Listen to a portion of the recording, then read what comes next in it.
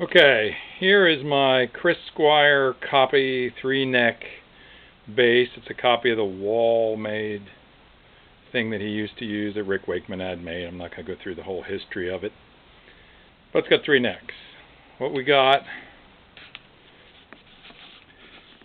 on the left neck there you have, originally it was a guitar neck, the way Rick Wakeman had it made.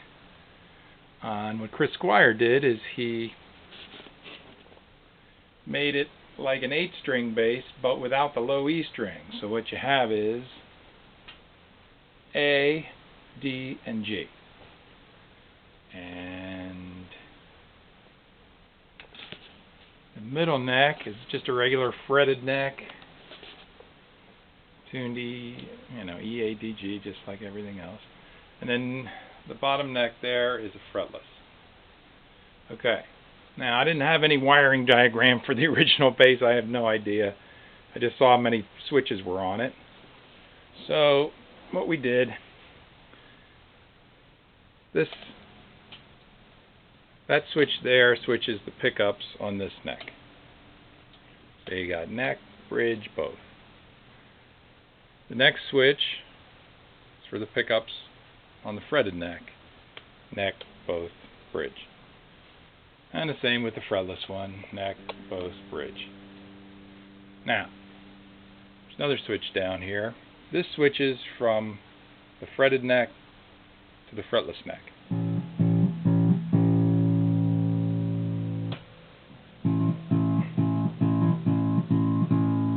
Okay. And then down here, there's a volume for the bass necks. And this other volume and tone are for what I call the guitar neck, the half-assed 8-string neck. Now, what I also did, the original one had 2 jacks. So I have 2 jacks. The one I'm plugged into now is a mono jack. That's for the bass necks. The other output is the guitar neck. Now, what I did was I put a switching jack on the guitar neck. So if you only want to plug in one chord, just plug it into the bass neck like I have it, and then all 3 necks will come out the one output. Now, if you're going to use, you want to use one neck at a time. Now, this switch will switch between the 2 bass necks. But so if you're using bass necks and you're using the bass output, what you need to do is you need to turn down the guitar volume, or it messes with the output, because then these pickups are in and decreases the output. So you just turn that down, and then you're playing the bass. Now, if you want to go to the guitar or the 8-string neck, you turn the bass down, turn the bass volumes down here, and then just turn this up.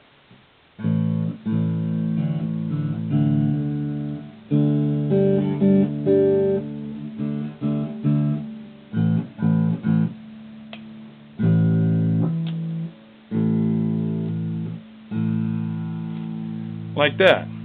Now, the original pickguard was made of leather. I couldn't talk any leather pickguard people into making one for me. So I took a plastic pickguard that was sort of fashioned for it, and I covered it with this fake leather stuff that's kind of embossed. It looks like it's engraved. So it kind of gives the same sort of look as the original, but not exactly, obviously.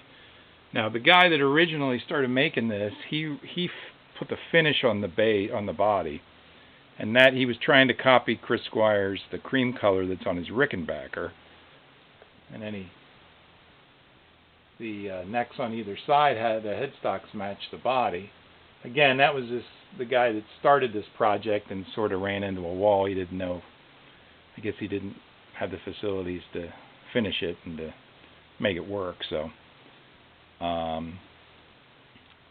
that's pretty much it. I don't know what else I can say, but if you have any questions or if you want to buy it, let me know. It just needs a little bit. It's almost set up. It plays pretty well, but it can use a little bit of fine tuning. Oh, and then these bridge plates. I guess you can see the guy who started this project. He had those custom made.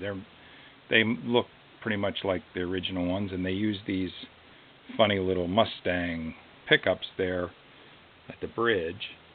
Now Squire's has Mustang pickups up here, but the guy routed it for jazz-based pickups, and to be honest, I just didn't feel like going through, redoing everything, so they use these pickups.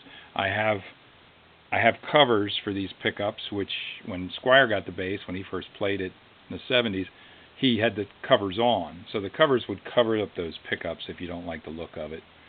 But anyway, that's the bass. Thanks for watching.